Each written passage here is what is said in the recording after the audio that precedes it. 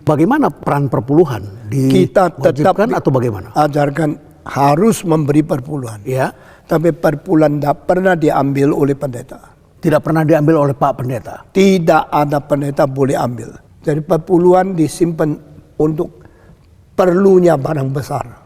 Yang biasa tidak boleh. Kita berani bangun gereja besar. Ya. Kita berani pakai uang banyak karena uang tidak sembarangan dipakai. Sampai perlu baru dipakai. Jadi dengan kata lain, Pak Pendeta, pendeta-pendeta ini hidupnya dari mana? Dari uang operasional gereja itu? Ya, operasi gereja termasuk Dari kolektor, begitu ya? kolektor termasuk harus membiayai pendeta punya uang. Pendeta punya hidup. Shalom saudara-saudara yang dikasih Tuhan dimanapun Anda berada, kiranya kita dalam penyertaan dan pelindungan Tuhan. Nah saudara, kita akan menyaksikan dialog Bapak Pendeta Dr. Stephen Tong yang mengatakan bahwa gereja karismatik itu sesat karena pakai bahasa roh dan lain-lainnya. Nah lalu apa tanggapan kita sebagai orang karismatik? Ya tentu tidak terima kalau gerejanya dibilang sesat. Ya saudara, kita lebih mendengarkan apa suara Tuhan daripada apa kata manusia. Ya, justru di dalam gereja karismatik Pantai Kosta di kalangan ini banyak terjadi mujizat, banyak terjadi pemulihan, kesembuhan. Bahkan banyak orang-orang yang belum percaya menjadi percaya dan dibaptis menerima Yesus secara pribadi. Ini adalah terobosan yang luar biasa, di mana Tuhan memakai gereja karismatik dengan sangat luar biasa, saudara. Dan beliau juga mengatakan bahwa banyak pendeta palsu, pendeta sesat. Ya mungkin ada, pasti ada yang sesat, tetapi tidak semua di kalangan karismatik itu sesat. Ya saudara, karena saya melihat sendiri bahwa benar ya apa yang beliau katakan, ada yang sesat, pendeta penipu. Iya, ada, tetapi itu oknum, tidak semua. Lalu dia juga mengatakan bahwa pendeta penipu bicara tentang perpuluhan. Pendeta yang makan perpuluhan, yang mengambil perpuluhan adalah pendeta yang sesat. Nah, saudara, saya mau kasih tahu, di kalangan karismatik itu ada manajemen gereja, ya. Masalah keuangan, di mana jemaat memberikan perpuluhan, itu kepada gereja, bukan kepada pendeta. Diberikan kepada gereja, lalu gereja mencatat perpuluhan itu, lalu disampaikan kepada semua jemaat. Open manajemen, bisa dicek, ya, dalam kemanajemenan gereja karismatik. Jadi uang keluar dan uang masuk itu bisa dicek. Nah lalu saudara-saudara yang dikasih Tuhan, dia mengatakan bahwa banyak pendeta sesat, gereja karismatik sesat. Ya tuduhan seperti ini tidak perlu kita dengarkan, karena ini mengintimidasi ya pelayanan. Maka dari itu lebih menarik, mari kita saksikan dialog Pendeta Dr. Stephen Tong. Ya, menurut saya Pendeta Dr. Stephen Tong ini adalah figur ya. Ya saya juga suka dengan teologi yang dibawakan oleh beliau, dan kiranya Tuhan memberkati beliau ya, panjang umur, selalu sehat. Salam hormat dari saya, Pendeta Nathanael Serawai. Tuhan memberkati. Pak Tong kaya sekali ini. Bukan kaya sekali, kita perlu uang banyak sekali. Donald Trump bisa tertembak. Karena dia terlalu kaku. Gerakan karismatik adalah kekristenan yang palsu. Terlalu banyak orang, terlalu bodoh. Ya, dia pikir dia juga boleh ambil perpuluhan. Ya. Yang motivasi dari permulaan tidak benar. Bahasa lo yang tidak dimengerti berarti tidak bisa diuji. Semua yang tidak tahan uji pasti ada palsunya. Lalu setiap gereja harus mengakui kuasa partai komunis lebih besar dari Tuhan. Kalau gerejanya rugi, ada yang rebut. Tidak ada yang mau rebut. Karena ada untung baru rebut. Itu Ya. bukan pendeta, pendusta.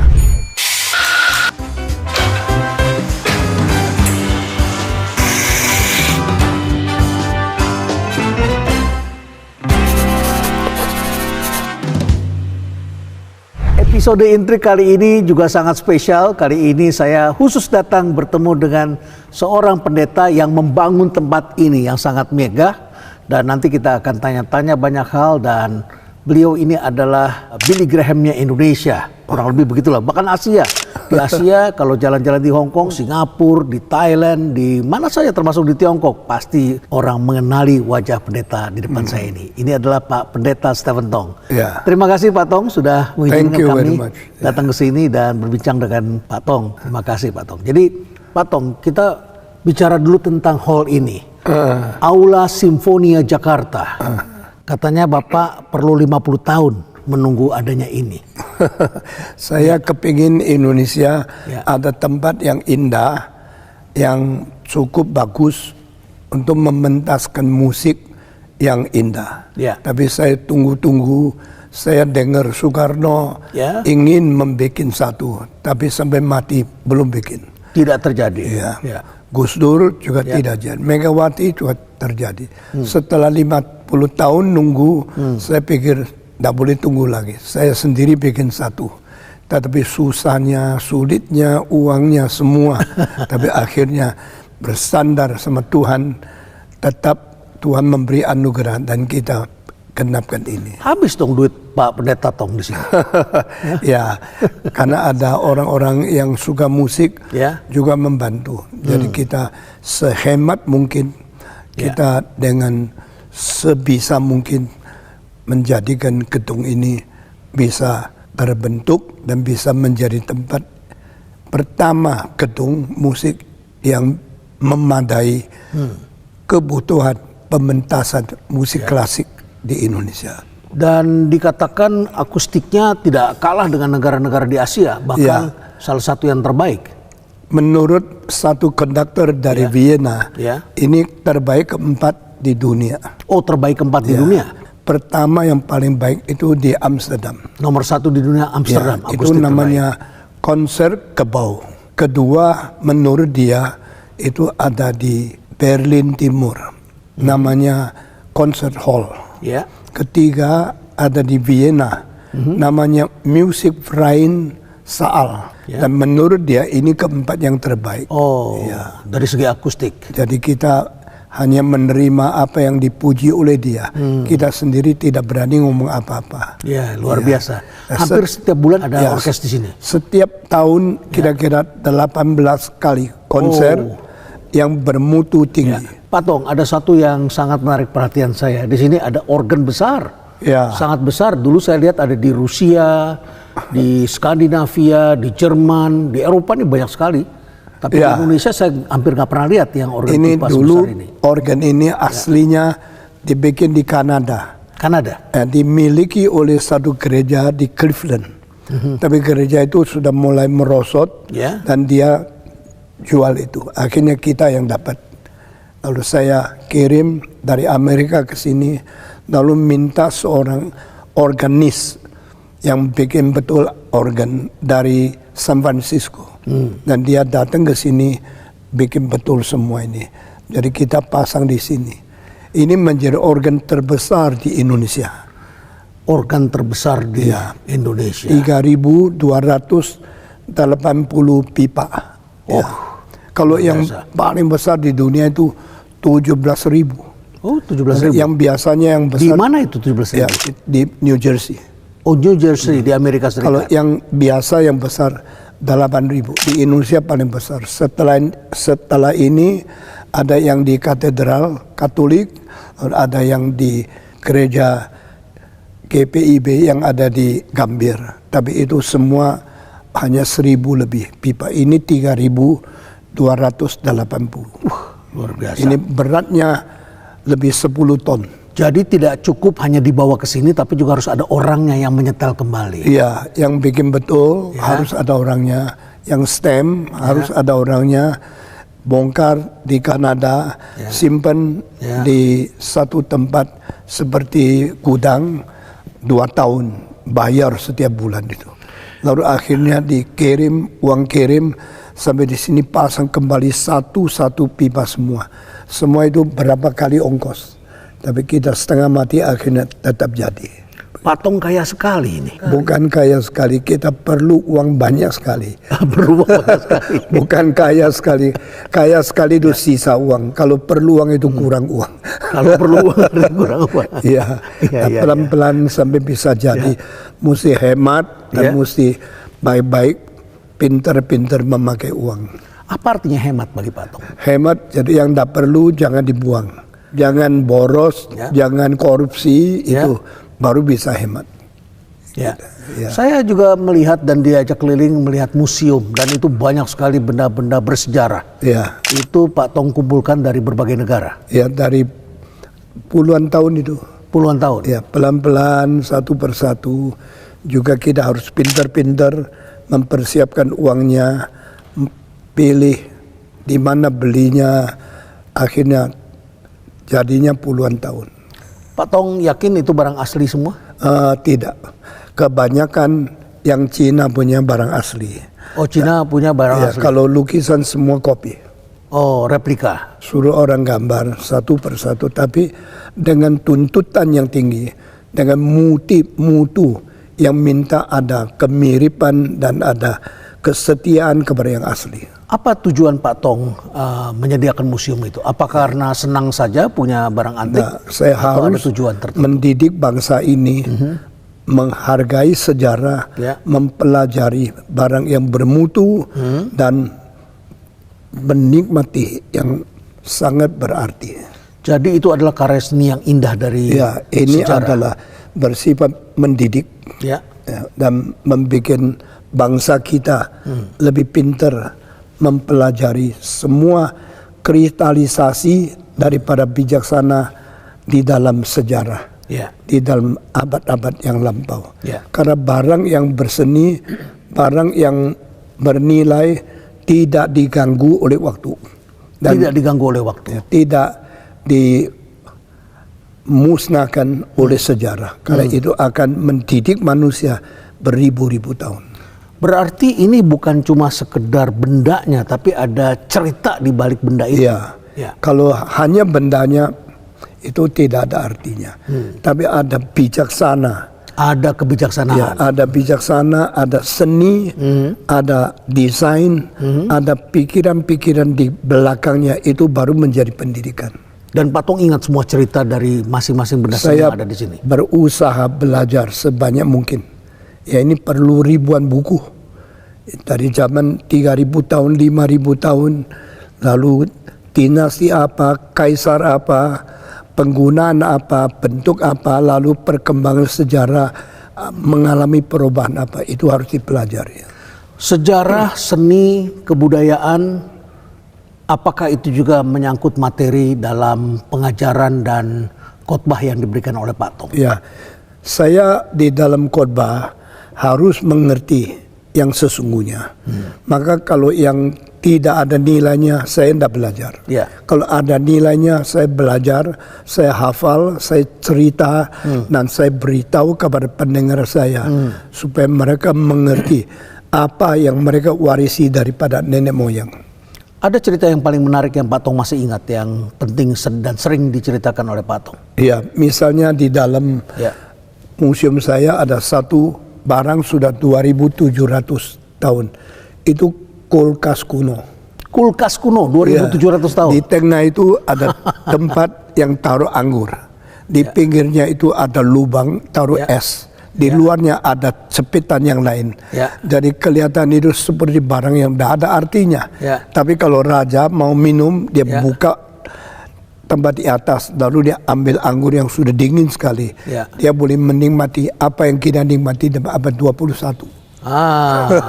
Kayak gini, orang-orang kaget. Oh, ini kenapa ada ciduknya ini? Ini untuk ambil anggur di dalam. Kalau dibuka baru tahu 3 susun. Luar adalah satu yang menjaga atau mengkurungi. Dalam ada yang simpan. Tengahnya lubang untuk taruh es. Isolasinya. Itu seperti termos ya? Ya, seperti ini tapi besar. Itu dari peradaban Tiongkok atau dari mana? Dari Tiongkok punya. Tiongkok punya. Di Roma juga ada. Oh, Tiongkok ada, Roma ada. Ya, Roma tapi lain. Dia pakai kapal. Kapal taruh ikan, luarnya taruh es, baru dikasih kayu di luar. Tapi itu besarnya satu kapal. Nah ini cuma satu meter lebih. Ya. Nah ini dalamnya ada tempat keliling untuk taruh es. Bawanya bagaimana ke Indonesia? Oh, itu saya kirim pakai kapal. Akhirnya sampai di sini. Ya, baik Pak Tong. Pak Tong kalau memberikan materi pendidikan dalam ministry yang didirikan dan kemudian juga khotbah, selain menyangkut soal sejarah, kemudian juga sering nyerempet kepada politik, filsafat. Semua hidup manusia Ya, pasti ada bijaksana yang mendukung ya, dan yang mengarahkan kita Ya. menuju kepada hal yang terbaik, khususnya iman dan moral. Ya, bagaimana belajar menjadi orang beriman, bagaimana belajar menjadi orang bermoral. Ya. Iman di dalam batin, moral di luar etika. Jadi kalau iman sama Tuhan itu kuat dan mau mengerti kehendak Tuhan, tidak mungkin hidup sembarangan. tidak Jadi mungkin hidup sembarangan. Ya, hidup untuk mencari pimpinan kehendak Tuhan. Ya. Tapi kehidupan untuk mengutarakan kebajikan, kesungguhan, kejujuran untuk menghadapi orang lain. Dengan demikian jadi manusia yang hati nuraninya mempunyai dukungan bahwa kita jalan benar. Nah ini menjadi manusia yang berarti. Walaupun itu yang disampaikan tidak selalu dalam sejarah Alkitab, tidak selalu dalam sejarah kekristenan. Meskipun kita tidak lihat, tapi di dalam segala hal mengandung bijaksana, Ya. mengandung kewajiban, mengandung perasaan hati nurani dengan bersih. Ya. Nah ini semua ada sangkut paut dengan iman, moral, karakter, kejujuran dan sebagainya. Ya. Lantas Pak Tong juga mengikuti dan baca berita begitu banyak sampai hari ini, mengetahui kekinian begitu banyak. Ya. Apa saja yang Pak Tong menaruh perhatian pada peristiwa kekinian hari ini? Kalau kekinian itu hanya sandiwara, Ya, hanya penipuan, Ya. saya anggap tidak ada artinya. ya, Kekinian menjalankan, mengikuti sesuatu dalil atau hukum yang kekal, itu yang berarti. Jadi politik bisa menjadi mainan orang-orang politikus, ya, tapi politik bisa menjadi satu pelaksanaan kebijaksanaan di dalam memerintah dan membahagiakan manusia. membahagiakan manusia. Ya. Ada hal yang menarik terkait kekinian. Pak Tong pernah mengucapkan di salah satu kesempatan bahwa kalau begini terus Donald Trump bisa tertembak. Dan terjadilah itu. Iya, saya Atau masih ingat? saya sudah bicara itu. Ya. Karena dia terlalu kaku. Ya. Nah, kaku itu tentu tidak baik. Kalau kaku untuk membela kebenaran, justru itu yang diperlukan manusia. Tapi orang yang kaku di dalam kebenaran justru harus berjiwa korban. Ya, itu saya mengatakan ada orang terlalu kaku membela sesuatu prinsip yang dia tidak mau berubah. Mungkin dia bisa ditembak. Dari situ pemikirannya. Apakah Donald Trump termasuk kategori itu? Kaku untuk membela kebenaran. Donald Trump adalah seorang yang banyak kelemahan. Tapi dia adalah seorang yang berani, Ya. seorang yang ada kejujuran, dan seorang yang banyak tidak dimengerti oleh orang lain. Orang mau dimengerti oleh orang lain mungkin perlu waktu yang banyak. Seperti apa sulit dimengertinya? Misalnya Donald Trump, banyak orang dulu nggak ngerti sama dia. Setelah 3 tahun kemudian mulai belok, mulai terima dia. Baru 3 hari ini Elon Musk, beberapa orang dari Silicon Valley, ya, daripada teknologi. orang-orang satu-satu bela Trump setelah dia ditembak. Ya mereka rasa inilah orang berani, Ya. orang yang jujur. Nah ini kalau jadi presiden mereka setuju. Bukan setuju dalam segala halnya, tetapi ini adalah orang berani bayar harga. Tapi Donald Trump juga dikenal kontroversial. Oh, memang dia banyak kelemahan. Ini orang yang boleh dikatakan bajingan yang agak baik lah. Dia baik. Ya. Dia punya anak, tidak ada yang tidak sekolah baik. Ya. Satu negara perlu orang mempunyai polisi yang tegas. Nah, mempunyai kebijaksanaan yang bisa menutupi kelemahannya. Di dalam hal ini, saya kira dia juga banyak kebajikan yang orang lain belum tahu. Kalau tidak salah Pak Tong juga pernah mengatakan Ahok kalau begini terus juga bisa tertembak. Mungkin aja. Ahok juga orang berani. Dan dia banyak dipengaruhi oleh saya. Bagaimana ceritanya? Ya, saya pernah membuat satu seminar bicara tentang bijaksana filsafat timur. Saya mengambil Konghucu, Lao Tzu, Mencius, beberapa orang tokoh yang paling penting. Dan saya tidak sangka yang datang itu kira-kira 70 orang belajar filsafat itu. Berapa hari? 7 hari. Oh, 7 hari. Salah satu Ahok, saya tidak tahu. Saya kira itu anak muda, siapa saja bisa ikut. Tapi setelah dia belajar semua 7 hari, dia minta beli kasetnya itu 20 set. Ini mau apa? Mau cari uang atau mau jual lebih mahal atau bahkan? Dia bilang dia mau belajari dan mau kasih sama orang-orang penting yang bekerja di dalam pemerintahan. Ya, lalu orang kita bilang oke, kasih diskon. Karena dia waktu itu masih muda dan begitu banyak uang. Sudah beli, dia pelajari. Sudah pelajari semua yang dia pelajari. Dia pakai di dalam waktu dia menjadi gubernur di Jakarta. Ya, misalnya Konghucu mengatakan senjata, makanan, sama moral. Yang paling penting bukan uang, bukan senjata, tetapi harus ada moral yang kuat. Karena di peribahasa Tionghoa ada satu kalimat, min wu xin bu li. If the people don't put trust in you, you cannot run government. Kalau tidak dipercaya tidak bisa menjalankan pemerintahan. Ya, lalu kalimat itu dia hafal, dia bilang, wah besok kalau pemerintah Indonesia mengerti kalimat ini, meskipun kita kurang senjata, kurang makanan, tidak apa-apa. Kalau ada kepercayaan Indonesia bisa menjadi negara yang kuat, dia jalankan itu. Maka dia jalankan apa yang saya ajarkan di dalam pemerintahan jadi gubernur. Dan banyak yang dia jalankan saya kira betul-betul dia setia dengan apa yang saya ajarkan. Maka dia bicara di Belanda, orang kira dia dipengaruhi oleh Abraham Kuyper. Dia bilang, who is Abraham Kuyper? Saya tidak tahu. Dia, you orang reform, ya orang reform. You kenapa jadi reform? Saya bukan karena Calvin, bukan karena Abraham Kuyper, saya jadi reform karena Stephen Tong. Baru orang Belanda tahu dia dipengaruhi oleh saya. Kira-kira begitu. Ya. Ini ajaran Pak Tong menarik sekali.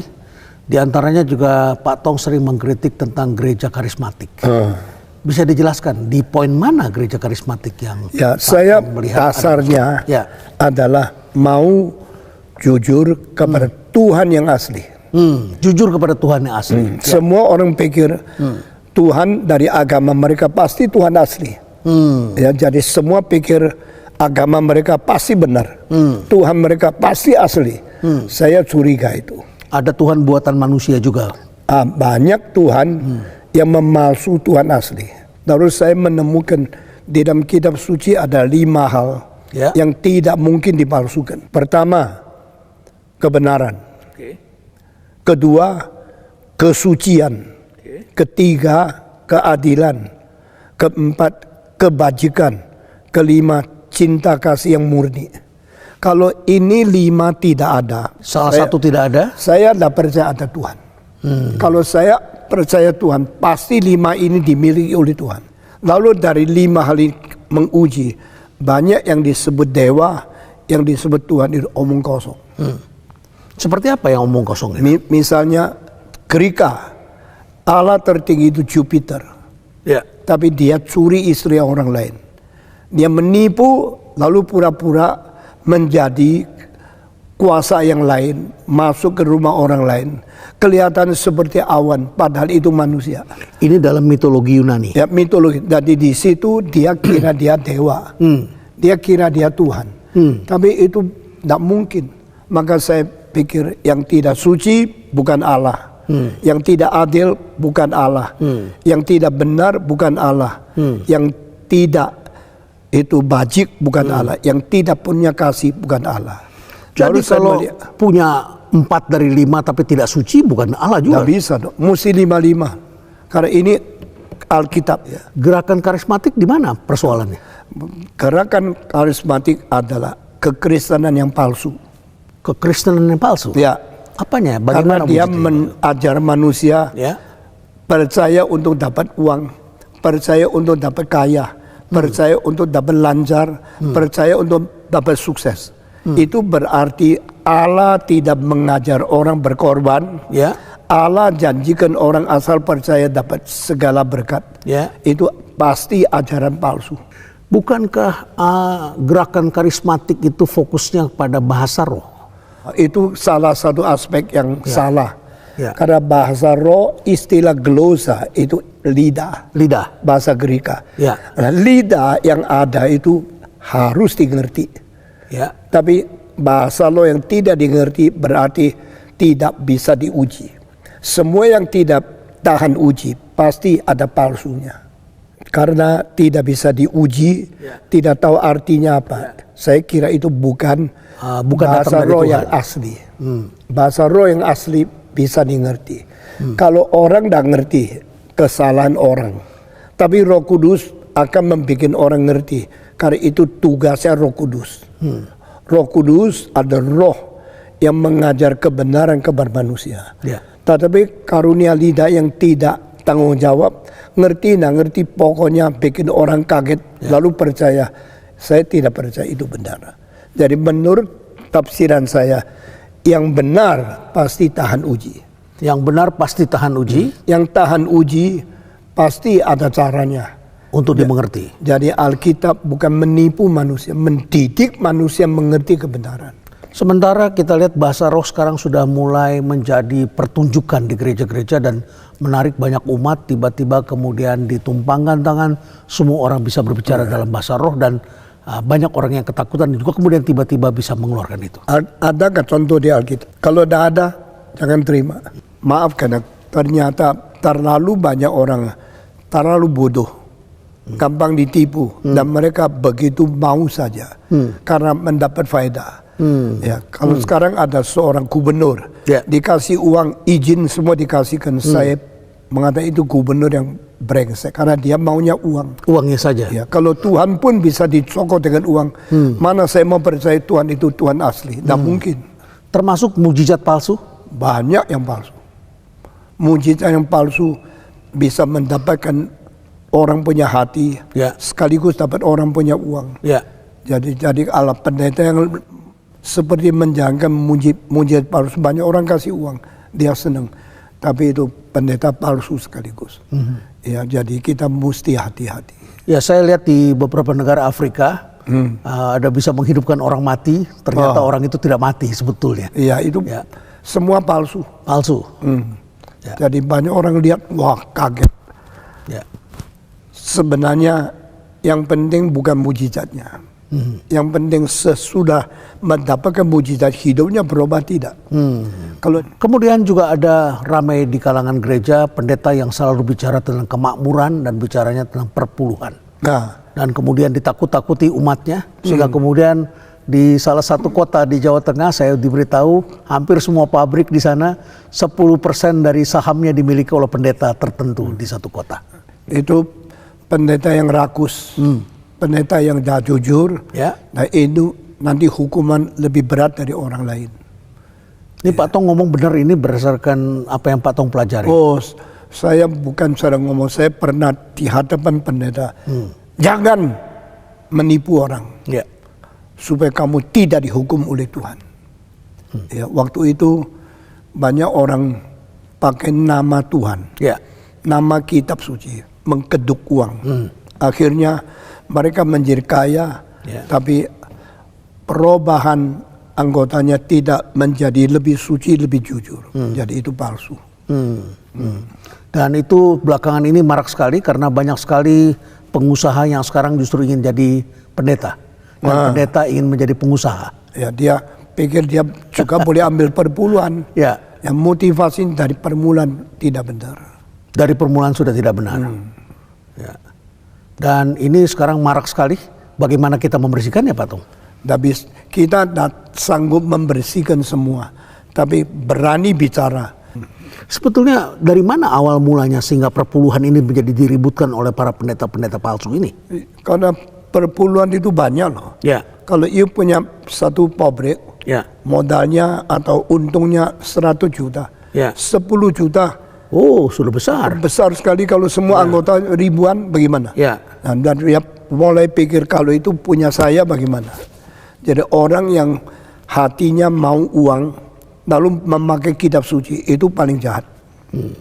Waktu Yesus Kristus diberikan minyak narwastu, itu Ya. mahal sekali. Ya. Waktu dituangkan minyak kepada Yesus, Yesus tahu tidak lama lagi dia akan dibunuh. Ya. Nah, ini ada pelantikan untuk dia menjadi seorang imam yang mati untuk semua orang. Waktu itu ada satu rasul dari Yesus mengatakan, kenapa buang uang begitu banyak? Uang itu jangan beli minyak narwastu, lebih baik dijual dapat uang untuk menolong orang miskin. Bagus tak? Bagus. Bagus ya? Bagus. Menolong orang miskin, siapa berani lawan? Ya. Tetapi dia ngomong kalimat itu, hatinya lain. Dah sejak Tujuannya tidak ke situ. Alkitab mengatakan sebab dia ada seorang maling, Ya. selalu ambil uang dari kas, sehingga dia maunya itu kalau kembalikan ke kasnya dia bisa ambil sendiri. Jadi ucapannya adalah untuk rakyat kecil, untuk orang miskin, Nah, tetapi sebetulnya untuk kantongnya. Menumpang rakyat kecil seperti berbuat baik, tapi untuk faedahnya sendiri. Maka Alkitab seorang rasul mengatakan dia adalah seorang maling. Ya. Dan dia membicarakan hal demi nama orang banyak, Ya. untuk membuktikan dia baik, padahal dia paling jahat. Lantas kalau begitu di aliran Calvin yang Pak Pendeta Tong ajarkan, yang reform ini, bagaimana peran perpuluhan? Kita tetap Diwajibkan atau bagaimana? ajarkan harus memberi perpuluhan. Ya. Tapi perpuluhan tidak pernah diambil oleh pendeta. Tidak pernah diambil oleh Pak Pendeta. Tidak ada pendeta boleh ambil. Jadi perpuluhan disimpan untuk perlunya barang besar. Yang biasa tidak boleh. Kita berani bangun gereja besar, Ya. kita berani pakai uang banyak karena uang tidak sembarangan dipakai. Sampai perlu baru dipakai. Jadi dengan kata lain, Pak Pendeta, pendeta-pendeta ini hidupnya dari mana? Dari uang operasional gereja itu? Ya, operasi gereja termasuk Dari kolektor, begitu ya? kolektor termasuk harus membiayai pendeta punya uang. Pendeta punya hidup. Dan yang menentukan siapa besarnya? Ya, itu kita mempunyai prinsip sama-sama setuju dan sama-sama belajar. Berarti ada manajemennya yang mengatur. Ya, manajemen itu harus dikuasai oleh tua-tua yang mengetahui prinsip Alkitab. Ketua gereja. Baik. Belakangan ini banyak sekali kehebohan sehingga kemudian banyak terjadi peristiwa rebutan gereja, bahkan bertikai antara ayah dengan anak. Rebutan gereja itu kalimat saya tidak setuju. Ya. Kalau gerejanya rugi, ada yang rebut. Tidak ada yang mau rebut. Karena ada untung baru rebut. Ada untung. Ya, jadi itu semua omong kosong. Kalau mau bangun gereja besar ini, Ya. bisa 6.000 orang. Bayarnya berapa? Saya silakan siapapun mau jadi pendeta yang mengganti saya, silakan ambil. Tapi you bisa bayar enggak? Kalau you tidak bisa bayar, pasti you tidak mau. Dari mana Pak Tong membiayai? Saya cuma serahkan Tuhan. Dan saya khotbah dengan sangat giat. Akhirnya orang datang dan saya tidak pernah paksa satu orang. Tidak pernah bilang, you mesti berapa. Tidak. Khotbah dengan baik, menurut Tuhan gerakan hati mereka. Mereka kasih persembahan, dikumpulkan cukup. Ya, cukup untuk biayai pendeta-pendeta. Cukup untuk membiayai maintenance. Cukup membiayai pajak. Cukup membiayai pembersihan. Saya tidak tahu bulan depan bagaimana. Apalagi saya kalau sudah mati, pendeta lain datang masih bisa enggak? Saya tidak tahu. Nah, itulah sandar sama Tuhan. Itu namanya beriman kepada Dia. Dia mensanggupkan segala sesuatu. Tidak gampang loh ini. Kalau di apa itu company kan uangnya cukup banyak untungnya. Di sini tidak ada yang jamin. Berapa orang kasih persembahan berapa? Tidak ada yang jamin kok. Tidak ada subsidi dari pemerintah. Tidak ada uang bantuan dari luar negeri. Gedung ini dibikin dari hari pertama. Tidak ada bantuan pemerintah. Tidak ada bantuan gereja luar negeri. Tidak ada Belanda. Saya tidak ada pemerintah. Tidak ada. Justru waktu bangun pun 1 rupiah tidak pernah pinjam dari bank. Cuma beriman kepada Tuhan kasih keuangan cukup untuk bayar. Tapi Tuhan betul-betul apa yang dia katakan itu jujur. Ya, ketika Pak Tong mulai dikenal, saya juga mengenal nama Billy Graham. Banyak prinsip yang sama, tapi banyak cara kerja beda sekali. Berbeda, di mana samanya, di mana berbedanya? Sama-sama Billy Graham Ya, adalah orang yang tidak bersandar kepada orang kaya. ya, Ya, saya juga tak pernah. Waktu bangun gereja ada orang kaya mau bayar, kalau janji imannya kurang dia tutup. Saya bilang tidak boleh. ya, You tidak berhak. Jadi akhirnya bagaimana? Mari kita sama-sama masuk, Ya. sama-sama tulis. You mau kasih berapa? Akhirnya kita kurang uangnya. Tapi di dalam 2 tahun bangun sampai selesai, saya tanya ketua panitia pembangunan, sudah jadi sekarang kita utang berapa? 1 sen pun tidak utang. baik.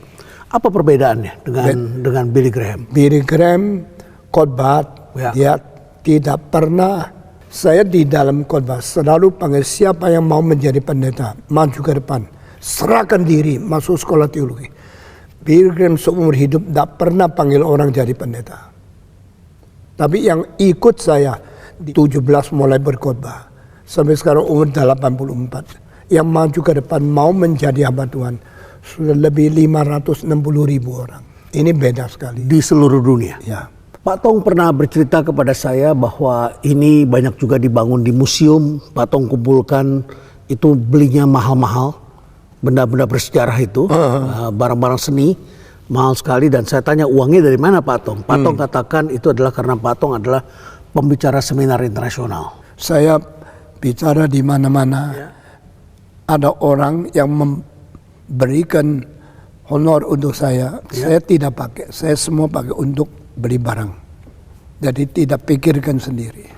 Sehingga saya boleh miskin, tapi pekerjaan Tuhan tidak boleh miskin. Seperti apa miskinnya Pak? Miskinnya, saya tidak mempunyai mobil mewah, saya tidak mempunyai barang mahal untuk sendiri, tapi saya berani barang yang bermutu taruh di museum. Jadi pendeta sebaiknya jangan bicarakan jam yang mahal. Saya RM, ada, tapi saya akan simpan kalau besok saya Ya. CIT mau bangun, semua dijual untuk uang, persembahan untuk sekolah. Calvin CIT, Institute of Technology. ya. Itu sekolah yang Pak Tong Itu develop. tanah sudah beli, Ya. bangunan belum. Pak Tong membangun kampus itu tidak mudah. Ada banyak kawan saya pun dia adalah profesor bikin kampus tidak berhasil sampai kemudian harus dijual kepada orang lain. Ada lagi pengusaha yang bikin kampus mahasiswanya tidak banyak, tidak dapat dukungan. Mengapa Pak Tong mengambil resiko mendirikan kampus? Karena kampus terbaik di dunia, Harvard, Yale, Princeton, semua dibangun oleh orang reform. Apa bedanya metodis dengan reform? Metodis pentingkan penginjilan, Ya. reform pentingkan doktrin. Ya, di dalam Alkitab, if you fear the Lord and you jalankan kehendaknya, you akan mempentingkan semua yang paling berharga untuk manusia. Doktrin dalam Negara Kesatuan Republik Indonesia, doktrin yang Pak Tong ajarkan, nanti mahasiswanya kan bisa saja datang dari berbagai latar belakang agama. Ya, bisa. Bagaimana doktrin itu Tapi diajarkan? kita dirikan berdasarkan ajaran Alkitab. Ya. Jadi kita harap mereka belajar firman Tuhan. Kalau mereka tidak mau, tidak paksa. Ya, tapi ajaran firman Tuhan itu menjadi dasar. Takut kepada Tuhan adalah permulaan bijaksana. The fear of the Lord is the beginning of the wisdom. Alkitab mengajar ini. Dan kalimat-kalimat yang penting ini sudah menjadi batu fondasi dari Harvard, dari Yale, Princeton, Columbia, semua sekolah yang paling penting. Karena bangun sekolah kindergarten bisa cari uang. Bangun universitas pasti rugi banyak. Ya betul, tidak mudah itu. Ya, tapi tidak apa-apa lah. Yang penting Tuhan senang, Tuhan kasih, kita sandar sama dia. Baik. Pak Tong juga menarik sering mengkritik pemerintahan Cina. Karena itu pemerintah yang tidak menghargai Tuhan, tidak percaya ada Tuhan, berdasarkan Karl Marx, Lenin, Engels, itu semua adalah orang yang ateis. Dan Sampai mereka- hari ini? Sampai hari ini. Bukankah mereka sekarang sudah lebih terbuka?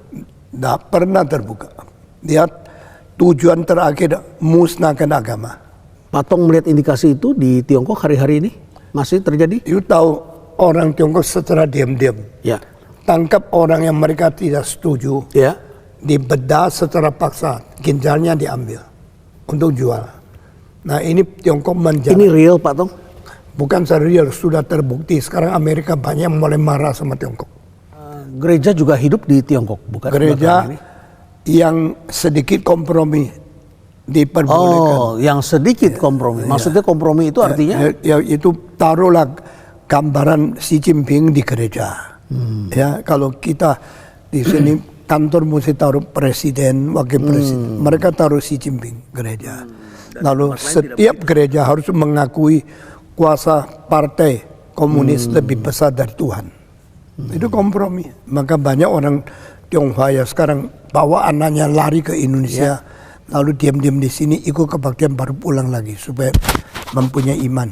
Pak Tong punya juga banyak murid di Tiongkok. Saya kira ya banyak, mungkin kira-kira puluhan ribu yang dengar saya punya khotbah setiap minggu melalui online. Pak Tong masih aktif memberikan khotbah setiap minggu? Saya masih khotbah setiap minggu di sini. Ya. Tapi kita streaming, mereka online lihat.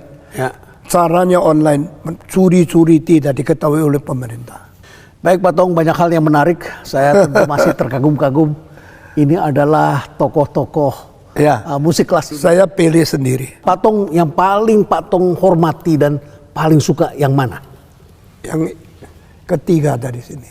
Ketiga dari Johann sini? Sebastian Bach. Bach. Apa yang Dia Pak Tong lihat tadi? adalah orang paling cinta Tuhan. Setiap kali tulis musik doa dulu. Ya. Sudah tulis selesai, malam itu dia tanda tangan tambah Soli Deo Gloria, for the glory of God. Ini orang luar biasa.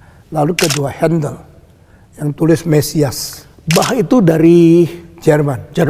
kemudian Handel dari Jerman. Jerman juga. Dua orang itu dilahirkan beda 2 minggu. Tahun 1685 Handel lahir dulu baru Bach. Tapi akhirnya Bach lebih besar dari Handel. Tahun 1750 Bach mati. Ya. 1759 Handel mati. Ini disebut bapak dan ibu musik modern. Nah ini 3 orang di sini. Handel, Haydn, Mendelssohn. Pembikin musik gerejawi yang terbesar. Itu Mozart. Musik paling banyak tulis. Ya, itu Beethoven. Simfoni. Ini 2 orang paling penting. Lalu di sini satu-satu menurut sejarah. Ya. Ini Berlioz. Lalu ini adalah Grieg. Ini adalah Liszt. Lalu ini adalah Weber. Satu-satu saya pilih yang terbesar di dunia. Terakhir Pak Tong, apa pesan Pak Tong terhadap umat Kristen Indonesia yang barangkali Saya sekarang sangat menghadapi sayang ya. Banyak Kristen dapat pendeta palsu, ajaran palsu, tidak sadar. Mereka pokoknya ke gereja kelihatannya. Apakah percaya mereka itu benar? Jadi Alanya benar. Ini berlaku di semua agama. Ya, mereka semua sama. Ya, itu berarti tidak bertanggung jawab kepada Tuhan, juga tidak bertanggung jawab kepada iman sendiri. Mereka main-main dengan agama. Asal seperti orang Tionghoa mengatakan, siapa kasih susu itu mamae. Allah mana yang bikin dia kaya itu yang dia sembah sujud. Itu semua omong kosong. Seperti musik. Kenapa musik penting? Karena musik menuntut kesetiaannya.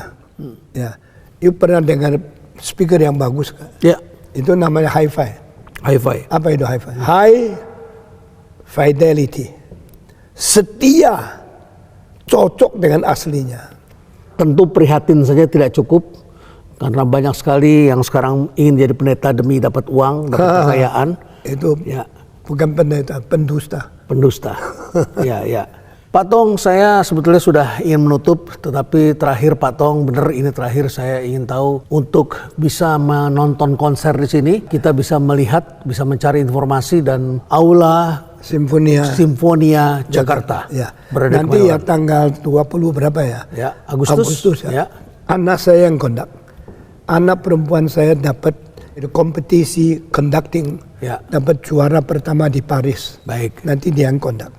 Pak Tong, tentu saja ini satu kemegahan yang kita turut mendoakan karya besar Pak Tong ini bisa terus abadi dan tentu dilanjutkan oleh generasi Ya, yang sayang ya berikutnya, Jokowi belum pernah datang. Dia suka metal.